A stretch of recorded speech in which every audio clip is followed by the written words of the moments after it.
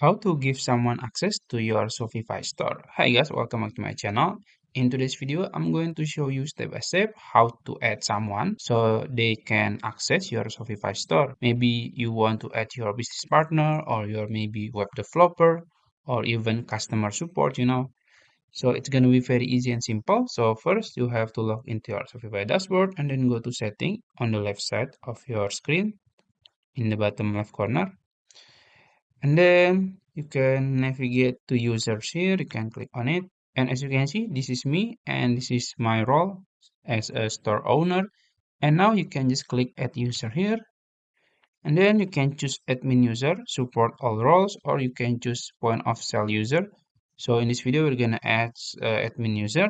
So first you can, type the emails of your business partner or your staff or yeah, someone that you want to add, and then you can choose the role, so you can click assign, and there are a lot of options here. So maybe the person that you want to invite is uh, an administrator or maybe a developer. It's up to you. You can edit and you can assign more roles in one person, maybe marketer and customer support maybe. And then as you can see, this is the permission summary. So basically, if you add someone as administrator, they can access full grain. So let's try to remove it.